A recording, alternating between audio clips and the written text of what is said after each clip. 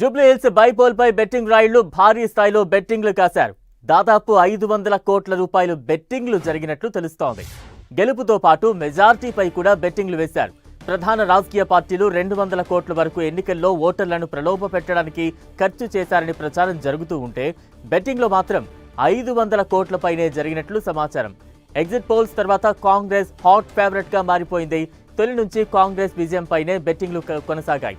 18,000 నుంచి మొదలుకుని 23,000 వరకు కాంగ్రెస్ అభ్యర్థికి మెజార్టీ వస్తోందని బెట్టింగ్ పెట్టినట్టు సమాచారం. హైదరాబాద్, విజయవాడ, భీమవరం ప్రధాన బెట్టింగ్ కేంద్రాలుగా ఉన్నాయి. కూకట్పల్లి అత్యధిక బెట్టింగ్ కాసినట్టు సమాచారం. ఖరీదైన ఇళ్లు, విల్లాలు, నగదు ఈ బెట్టింగ్ పలువురు బెట్టింగ్ రాయిళ్లు కాసినట్టు తెలుస్తోంది. తెలుగు రాష్ట్రాల్లోనే కాకుండా అమెరికాలో తెలుగు వాళ్లు సైతం జూబ్లీహిల్స్ ఉప ఎన్నికపై భారీగా బెట్టింగ్ కాసినట్లుగా ప్రచారం జరుగుతోంది.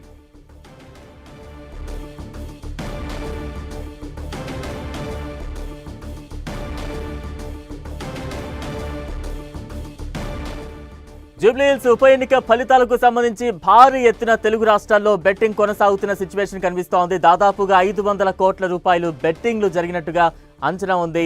గెలుపుపై అలాగే మెజార్టీకి సంబంధించి కూడా పెద్ద ఎత్తున బెట్టింగ్లు కాస్తున్నారు బెట్టింగ్ రాయిళ్లు. జూబ్లీహిల్స్ బైపోల్ రిజల్ట్ మీద భారీగా బెట్టింగ్లు కొనసాగుతున్నాయి. తెలంగాణ, ఏపీలో 500 కోట్ల వరకు కూడా పందాలు కాస్తూ ఉన్నారు బెట్టింగ్ రాయిళ్లు. జూబ్లీహిల్స్ ఉప ఎన్నికలకు సంబంధించి 200 కోట్ల వరకు కూడా ఖర్చు పెట్టినట్లుగా కొన్ని ప్రచారాలు సాగుతూ ఉన్న నేపథ్యంలో బెట్టింగ్ రాయిళ్లు జూబ్లీహిల్స్ ఉప ఎన్నిక ఫలితాలకు సంబంధించి 500 కోట్ల వరకు కూడా బెట్టింగ్లు కాస్తూ ఉన్నారు.